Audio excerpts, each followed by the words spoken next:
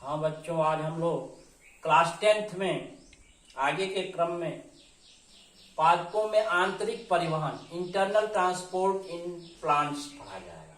पादपों में आंतरिक परिवहन बच्चों जैसे जंतुओं में परिवहन की क्रिया पूर्ण होती है, उसी तरह से प्लांट पौधों में भी एक कॉम्प्लेक्सिटी जटिलता के साथ परिवहन क्रिया बहुत ही आवश्यक क्रिया है, जिससे उसका जीवन सुचारू रूप से संचालित होता है। जैसे पौधों में जल में घुले हुए खनिज पोषक तत्व पौधे के जड़ वाले भाग से मूल रोमों द्वारा और जड़ों द्वारा अवशोषण होता है। तो बच्चों, यहाँ सबसे पहले हम जान लें कि जड़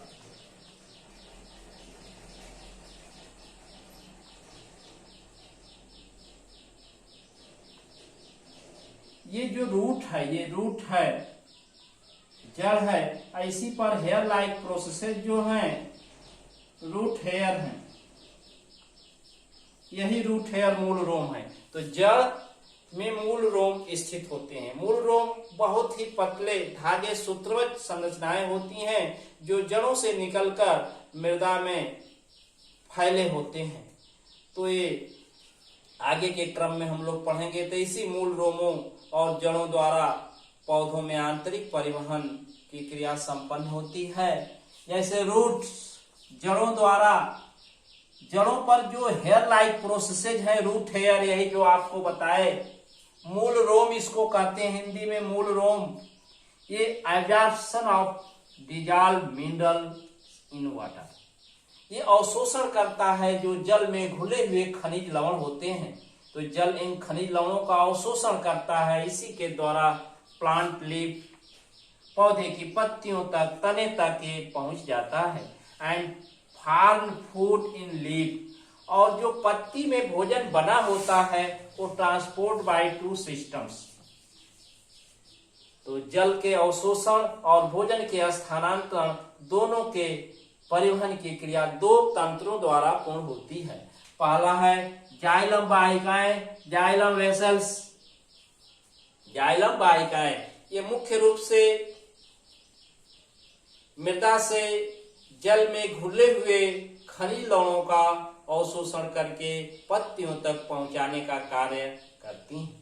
और फ्लोएम वाहिकाएं जो होती हैं, पत्तियों में जब प्रकाश संश्लेषण क्रिया द्वारा फूड फॉर्मेशन, भोजन का निर्माण हो जाता है, उस बने हुए भोज्य पदार्थ को पौधे के भिन्न भिन्न भागों में स्थानांतरित करने का कार्य फ्लोएम वाहिकाएं करती हैं। तो इस तरह से टू सिस्टम जो है इंटरनल ट्रांसपोर्ट इन प्लांट में भाग लेते हैं, ये जाइलम वाहिकाएं और फ्लोएम वाहिकाएं। अब बच्चों, आगे के क्रम में हम लोग पढ़ेंगे पादपों में जल का परिवहन। तो इंटरनल ट्रांसपोर्ट इन प्लांट कितने सिस्टम से? दो, जाइलम वेसल्स और फ्लोएम वेसल्स। अब आगे पादपों में जल का परिवहन, transport of water in plants. Transport of water in plants ये दो सिस्टमों से होता है। बताया गया कि मूल रोमों द्वारा जल का अवशोषण और जड़ में जल का अवसंवहन। मूल रोमों द्वारा जल का अवशोषण। तो बच्चे, जड़ों में सूत्रवत संरचनाएं होती हैं, उनको मूल रोम, रूट हेयर कहते हैं। और ये रूट हेयर मृदा में फैले होते हैं। मृदा में उपस्थित जो जल होता है, उस जल में घुले हुए खनिज लवणों का अवशोषण करके जड़ को देते हैं, तब जड़ में जाकर के जल का परिवहन होता है। तो ये भी दो सिस्टमों में पढ़ा जाएगा। पहला है मूल रोमों द्वारा जल का अवशोषण, इसके बाद जो है जड़ में जल का संवहन पढ़ेंगे हम लोग इसके आगे। तो चलिए देखते हैं। ये फिगर देख रहे हैं, सेल्स, ये स्ट्रक्चर ऑफ रूट हेयर है। ये मूल रोम की संरचना है, जिसमें सेल्स है, न्यूक्लियस है, इसमें साइटोप्लाज्म है। नीचे की तरफ ये हेयर लाइक प्रोसेसेस जो दिखाए गए हैं, ये रूट हेयर बच्चों, ये मूल रोम है। मूल रोम इनको मूल रोम कहते हैं। और जो ये काले से गोल गोल संरचनाएं हैं, इसको सॉइल पार्ट की मृदा के कण है। ये मृदा के कण है। इसमें ये बिंदुवत संरचना दिखाई दी गई है रेड कलर से। ये कैपिलरी वाटर है, केशिका जल, इसको कहते हैं केशिका जल।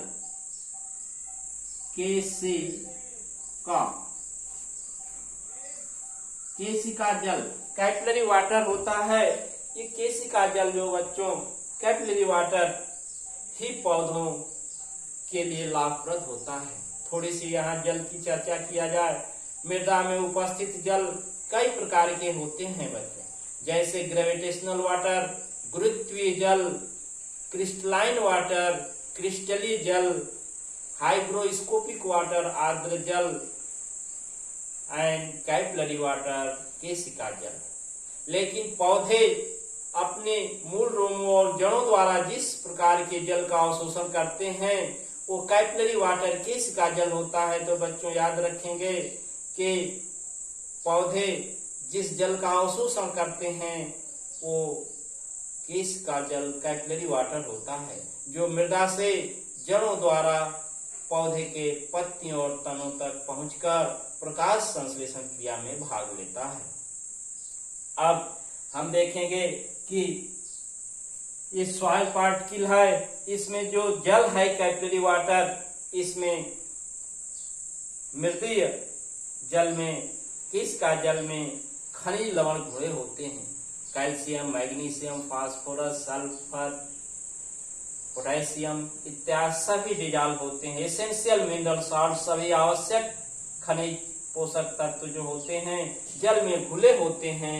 और वो जल जो है इस मृदा के अंदर जो जल है उसकी सांद्रता और इस मूल रोम के अंदर जो ये साइटोप्लाज्म है, सेल सैक है, उसकी सांद्रता के परासरण दाब के कारण ऐसा होता है कि जल मृदा के कणों से निकलकर इस मूल रोमों के कोशाद्रव में पहुंच जाता है और वहां से पुनः वह जड़ों में पहुंचता है और जड़ में जल का संवहन प्रारंभ हो जाता है। तो चलिए पहला स्टेप देखते हैं, मूल रोमों द्वारा जल का अवशोषण। सॉइल वाटर बच्चों, जो सॉइल वाटर अभी हमने दिखाया कि ये मृदा में मृदीय जल जो है वो कैपिलरी वाटर, केशिका जल है।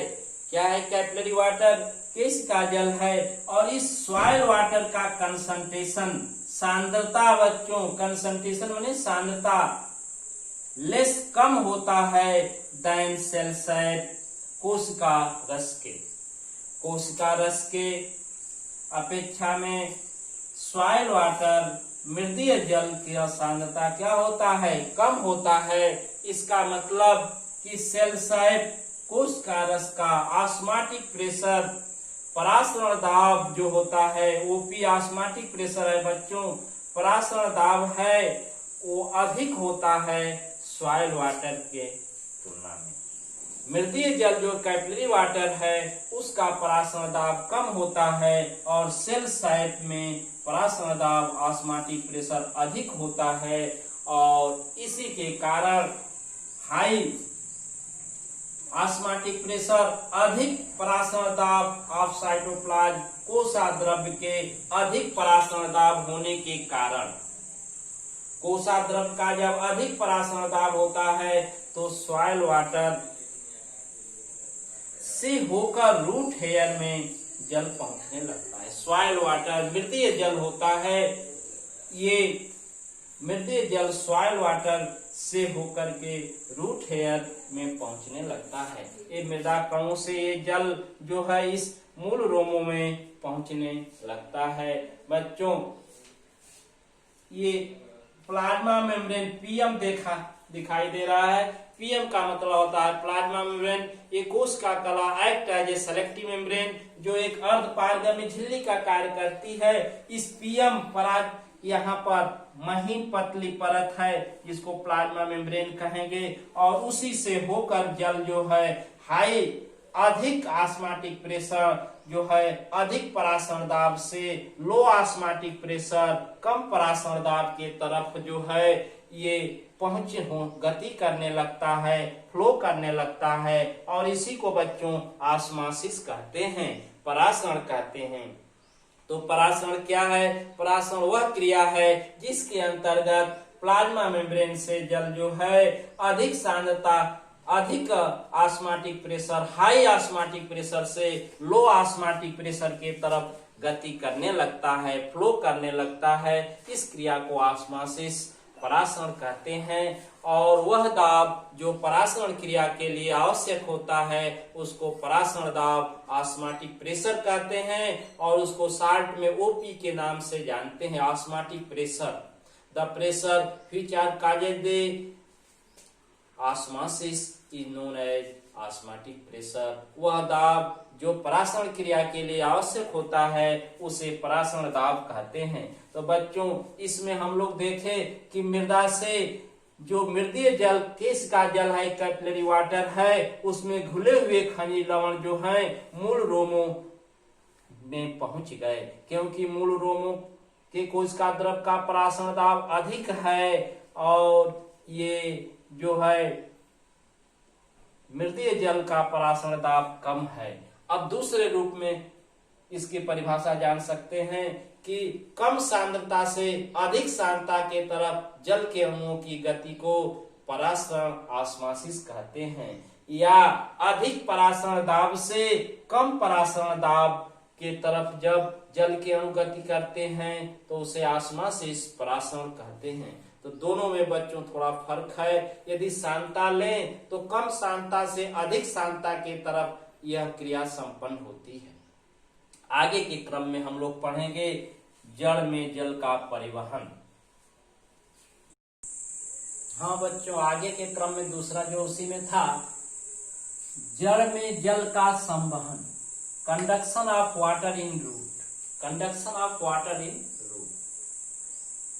पादपों में आंतरिक परिवहन का लास्ट स्टेप। अब इसमें देखते हैं कि एक फिगर है, पहले फिगर को समझ लिया जाए। यहां से यहां तक रूट है और नीचे जो अभी हम लोग पढ़े हैं रूट हेयर, तो मूल रोम का पोर्शन है। ये नीचे सॉइल पार्टिकल और इसमें कैपिलरी वाटर, मृदीय जल में केश का जल है जो मूल रोमों द्वारा अवशोषित होकर इपिब्लेमा तक पहुंच गया है। अब इसको इस कार्टेक्स और पैसेज सेल और जाइलम वेसल्स तक पहुंचना है। प्रोटोजाइलम और मेटाजाइलम है तो इस जाइलम वेसल्स तक पहुंचना है। तो बच्चों ये देखिए, ये प्रोटोजाइलम, ये मेटाजाइलम है और ये फ्लोएम है, और ये आपकी पेरीसाइकिल सेल, परिरंभ की कोशाएं, ये वाला पोर्शन इंडोडर्मिस अंतःत्वचा है। ये जो गोल गोल संरचनाएं देख रहे हैं कार्टेक्स सेल है, कार्टेक्स बलकुट कोशा है, नीचे का भाग ये इपिब्लेमा है, ये रूट हेयर मूल रोम है, और बीच में जो special type of cortex cell देख रहे हैं इसी से होकर के जल बच्चों मूल रोम से होकर कार्टेक्स सेल और इस कोशाओं को पैसेज सेल मार्ग सेल कहते हैं। कार्टेक्स की पैसेज सेल मार्ग कोशाएं इंडोडर्मिस पेरीसाइकिल से होते हुए जाइलम वेसल्स में जल पहुंच जाता है, और पढ़े हैं कि जल का संवहन जाइलम वेसल्स के द्वारा पौधे की तनों और पत्तियों तक कुछ ऊंचाई तक पहुंच जाता है। ये फिगर है। अब इसको यहां से देखें, H2O इंटर इन रूट हेयर। जब जल इस रूट हेयर मूल रोम में प्रवेश करता है, इंटर करता है, तो increase TP of root hair. Increase TP का मतलब टर्गर प्रेशर, टर्गर प्रेशर, स्फीत दाब। इस मूल रोम में जब जल प्रवेश करता है तो इस मूल रोम रूट हेयर का स्फीत दाब बढ़ जाता है, ये टर्गर प्रेशर इंक्रीज कर जाता है। बच्चों टर्गर प्रेशर क्या है? वह दाब जो कोशा को पूर्ण रूपेण स्ट्राइक फैलने में सहायता करता है या पूर्ण अवस्था में बनाए रखता है, उसी को स्फीत दाब या टर्गर प्रेशर, और उस सेल को टारगेट सेल स्फीत कोशा के नाम से जाना जाता है। जैसे किशमिश पिचका हुआ है जल में डाल दिया जाए तो जल के अणु जैसे जैसे उसके अंदर प्रवेश करते हैं वो फूलने लगता है, अर्थात जो प्रेशर काज होता है टर्गर प्रेशर, उसी के कारण जल किशमिश की कोशिकाओं में प्रवेश करता है और किशमिश अपनी पूर्ण स्फीत दशा में आ जाता है। तो उसी तरह के दाब को बच्चों टर्गर प्रेशर, स्फीत दाब टीपी इसको शॉर्ट में कहते हैं। तो जब रूट हेयर मूल रोमों में जल प्रवेश करता है तो इस मूल रोम का टर्गर प्रेशर बढ़ जाता है, इंक्रीज टर्गर प्रेशर, और जब बढ़ जाता है बच्चों तो बाय दिस टर्गर प्रेशर, इसी स्फीत दाब के कारण जल जो है कार्टेक्स सेल में, यहाँ से जल जो है इस कार्टेक्स सेल में प्रवेश करने लगता है। इसी दाब के कारण ये जल कार्टेक्स सेल में प्रवेश करने लगता है। अब जब देन कार्टेक्स सेल टर्गिट, और जब कार्टेक्स सेल में जल प्रवेश कर जाता है तो टर्गिट स्फीत दशा में आ जाती है, पूर्ण रूप से फूल जाती है, स्फीत हो जाती है, और उसके फलस्वरूप वाटर देन कार्टेक्स सेल टर्गिट क्या होती है, बलकुट की कोशा स्फीत दशा में आ जाती है और इस कार्टेक्स सेल से जल कहाँ पहुंचने लगता है, इस जाइलम वाटर जो है जाइलम वेसल्स में पहुंच जाता है। जल जो है जाइलम वेसल्स, जाइलम वाहिकाओं में पहुंच जाता है बच्चों, और देन तब कार्टेक्स सेल कॉन्ट्रैक्ट, और जब जल इससे जाइलम वेसल्स में पहुंचता है तो कार्टेक्स की कोशिकाएं कॉन्ट्रैक्ट सिकुड़ जाती है, संकुचित हो जाती हैं जल को देने के बाद, और जब संकुचित हो जाती हैं तो पुनः वाटर ऑब्टेन, और पुनः जल को मूल रोमों से प्राप्त करके वेल टर्गिट पूर्ण स्फीत हो जाती हैं, पूर्ण स्फीत दशा में आ जाती हैं और पुनः जल को जाइलम वेसल्स में पहुंचाती रहती हैं। यही क्रम लगातार होता रहता है कि मूल रोमों से जल जो है कार्टेक्स सेल की पैसे सेल, कार्टेक्स के पैसे सेल और पैसे सेल से जाइलम वेसल्स में पहुंचता रहता है, पुनः कार्टेक्स सेल जल को प्राप्त करके कॉन्ट्रैक्ट होने के बाद प्राप्त करके स्थित दशा में आ जाती है। देन कार्टेक्स सेल कॉन्ट्रैक्ट जब हो गई और जल को प्राप्त कर ली तो वेल टर्गिट पूर्ण रूप से स्फीत हो गई। तो यह कार्टेक्स सेल बच्चों एक पंप की तरह कार्य करता है, एक पंप की तरह जो है इस प्रकार कार्टेक्स सेल जो है लगातार पंप की तरह कार्य करता है और कार्य करके जल को जाइलम वेसल्स में भेजता रहता है, जाइलम वेसल्स में जल को भेजता रहता है, जिससे एक प्रेशर काज होता है। इससे बार बार ऐसा होने से एक प्रेशर जो काज हो रहा है, एक दाब उत्पन्न हो रहा है जिससे जल जाइलम वेसल्स तक पहुंच जा रहा है। तो this type of pressure is called root pressure. इसी तरह के दाब को क्या कहते हैं, मूल दाब कहते हैं। तो बच्चों जब एक प्रेशर काज होता है तो इंडोडर्मिस की पैसे सेल जो होती हैं ये मार्ग कोशिकाएं ये कहाँ जल को भेज देती हैं, जाइलम वेसल्स में। उसी दाब के कारण जाइलम वेसल्स में जल पहुंच जाता है और इस दाब को this type of pressure is called root pressure. और इस तरह के दाब को मूल दाब कहते हैं, मूल दाब रूट प्रेशर कहते हैं। तो थोड़ी सी परिभाषा हम लोग रूट प्रेशर की जान लें। यहाँ पर रूट प्रेशर मूल दाब,